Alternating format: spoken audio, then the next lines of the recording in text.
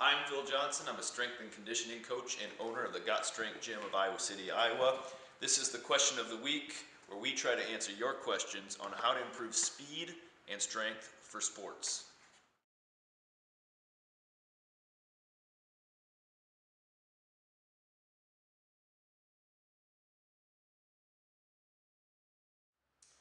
How do we use Olympic lifts in our program? Yeah, good question. In our gym, for the most part, we train athletes for football, basketball, the traditional sports, baseball, wrestling, volleyball. But we do have a handful of athletes who are actually Olympic weightlifters who compete in the sport of Olympic weightlifting. So, for those who don't know, Olympic weightlifting as a sport consists of two lifts, the clean and jerk and the snatch. So essentially taking the barbell from the floor and then lifting it up overhead, and then in a meet you calculate the total from those two lifts, and that's how you declare a winner. It's a weight class sport. The training of Olympic weightlifters and the training of athletes for other sports, in my mind, must be different because they're trained for different sports. I mean, it's as simple as that, really.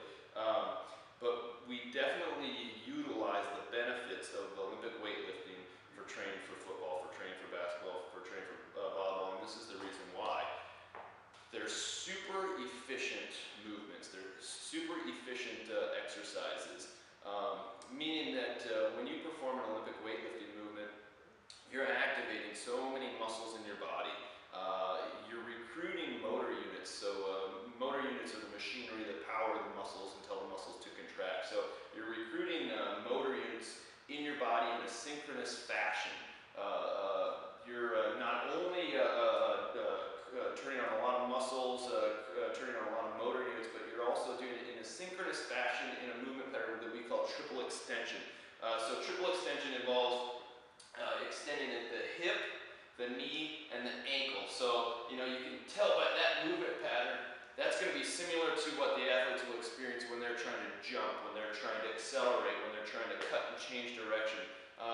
In addition to just moving in that movement pattern, we're doing it in an explosive fashion. So it's what we call peak acceleration. It's a term that we use in the weight room, peak acceleration. So at the point of maximal extension of the hip joint, we're trying to move that load. So if it's a barbell, we're trying to propel or launch that, or catapult is a good word that we use in the weight room that we describe to our athletes. So you want to catapult the bar up in the air, ballistically, literally launching it into a free motion object and then dropping down and catching it either for the clean or for the jerk or the snatch.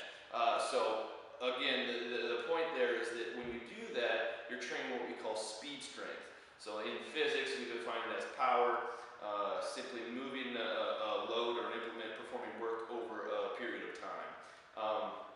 And then in addition to training for maximal power, which, like I said, if you want to be able to dunk the ball, hit home runs, you better train that movement pattern, you better train explosively.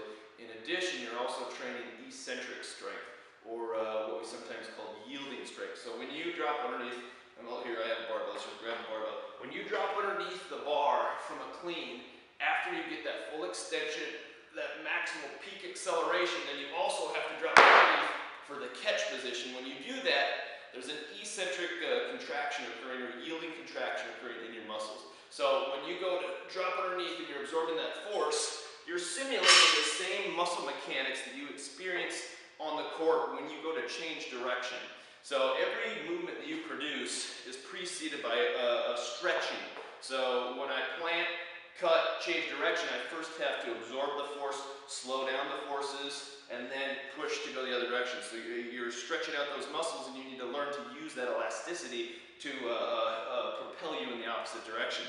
So on the football field, soccer field, that's exactly what you're doing, and your body can learn and become more efficient in those movement patterns. So again, when you catch the clean, when you catch the jerk overhead, same thing, you're eccentrically loading those muscle tissue, those muscles, and then same thing on the snatch. When you go drop underneath for a snatch, you have to absorb that weight overhead. So peak acceleration in triple extension, eccentric loading, a lot of bang for your buck. They're what we call money exercises. You activate a lot of muscles in your body, and there's no better attribute that you can have on the court than power. explosive strength.